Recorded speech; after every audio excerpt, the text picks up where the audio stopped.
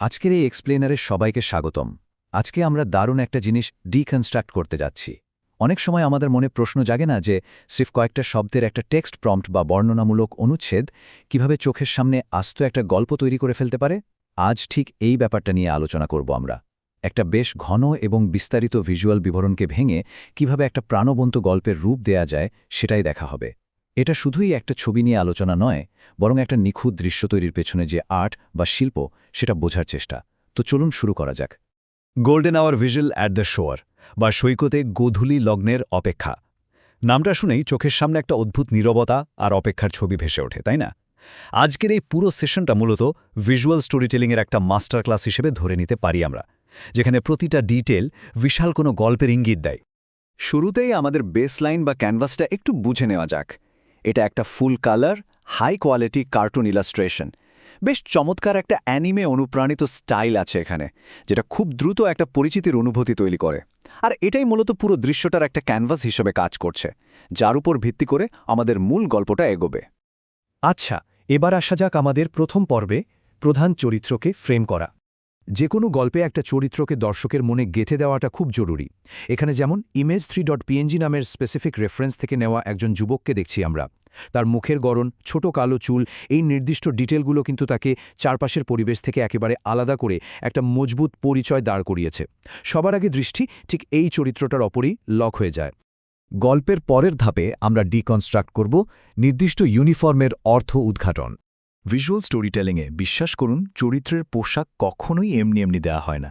এখানে সবচেয়ে ইন্টারেস্টিং ব্যাপারটা হলো এই স্পেসিফিক ইউনিফর্মটা। এটা সাধারণ কোনো শার্ট নয়, একটা টিল বা নীলাভ সবুজ পোলো শার্ট, যার কাঁধে ক্রিম রঙের প্যাটার্ন আছে।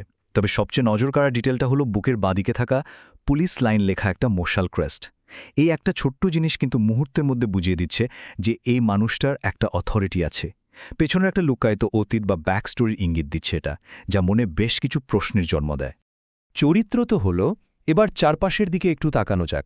আমাদের এবারের ফোকাস গোল্ডেন আওয়ারের পরিবেশ। এই দৃশ্যটাকে যদি আমরা লেয়ারে লেয়ারে ভাগ করি, তাহলে শুরুতে কি দেখতে পাচ্ছি? পায়ের নিচে ওই পুরনো রোদ বৃষ্টিতে ক্ষয়ে যাওয়া কাঠের অবজারভেশন ডেক, যেটা সময়ের একটা ছাপ ধরে রেখেছে। এরপর চোখটা একটু সামনে নিলেই চোখে পড়ছে একদম ভাইব্রেন্ট একটা ট্রপিক্যাল সমুদ্র সৈকত। আর একদম দূরে দিগন্তের প্রেক্ষাপটে ওই পাম গাছের সিলুয়েটগুলো।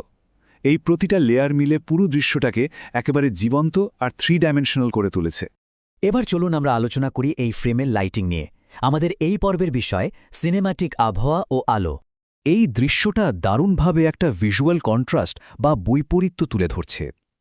একদিকে আমাদের মূল চরিত্র একদম শান্ত, চিন্তামগ্ন ভঙ্গিতে স্থির হয়ে দাঁড়িয়ে আছে, আর ঠিক তার পেছনেই দেখুন আকাশ জুড়ে যেন রঙের একটা নাটক চলছে।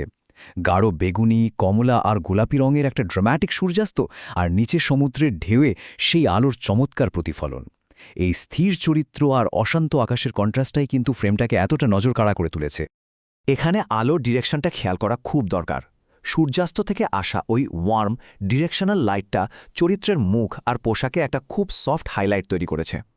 এই স্পেসিফিক আলোটাই কিন্তু প্রমাণ করছে যে চরিত্রটা ছবির ব্যাকগ্রাউন্ড থেকে আলাদা কিছু নয়, বরং সে এই গোধূলির পরিবেশেরই একটা অবিচ্ছেদ্য অংশ। সবকিছু মিলিয়ে আসলে কি দাঁড়াচ্ছে, চলুন দেখি আমাদের শেষ পর্বের না বলা ভিজুয়াল গল্প। একটু গভীরভাবে ভাবা যাক। পেছনে এত বিশাল একটা ড্রামাটিক আকাশ, আর সামনে অসীম সমুদ্র। এমন একটা পরিবেশে অথরিটি আছে, এমন একজন মানুষ একদম স্থির হয়ে দাঁড়িয়ে আছে। সে আসলে কিসের অপেক্ষা করছে? এই অপেক্ষার মুহূর্তে তার মাথায় ঠিক কি ঘুরছে? এই একটা প্রশ্নই কিন্তু একটা স্থির চিত্রকে পুরো একটা মাল্টি ডাইমেনশনাল গল্পে পরিণত করে দেয়। তো এখানকার সবচেয়ে ক্রুশিয়াল পয়েন্টটা হচ্ছে আর্টিস্টের স্টাইল নির্বাচন। আর্টওয়ার্কটা এতটাই ডিটেইলড আর ক্লিন লাইনের যে এটাকে স্রেফ একটা সাধারণ ইলাস্ট্রেশন মনে হয় না। মনে হয় যেন মেগা বাজেটের কোনো অ্যানিমেটেড মুভির খুব গুরুত্বপূর্ণ একটা কি ফ্রেম বা মূল দৃশ্য দেখছি আমরা। এই কি ফ্রেম অ্যাপ্রোচটাই ছবিটাকে একটা অন্যরকম গ্র্যাভিটি বা গল্পের গভীরতা দিয়েছে। আমরা একেবারে শেষ পর্যায়ে চলে এসেছি। একটা ছোট্ট টেক্সট প্রম্পট থেকে কিভাবে আস্ত একটা স্টোরি ওয়ার্ল্ড তৈরি হতে পারে সেটা সত্যিই অবিশ্বাস্য। সবশেষে একটা প্রশ্ন রেখে যেতে চাই। এই দৃশ্যটা যদি একটা বড় গল্পের একটা মাত্র ফ্রেম হয়, তবে ঠিক এর পরের সেকেন্ডে কি ঘটবে? সে কি পেছনে তাকাবে, নাকি দিগন্ত থেকে নতুন কিছুর আগমন ঘটবে? এই কৌতূহলটাই হলো ভিজুয়াল স্টোরি টেলিংয়ের আসল জাদু। আজকের এই এক্সপ্লেনারে আমাদের সাথে থাকার জন্য অসংখ্য ধন্যবাদ।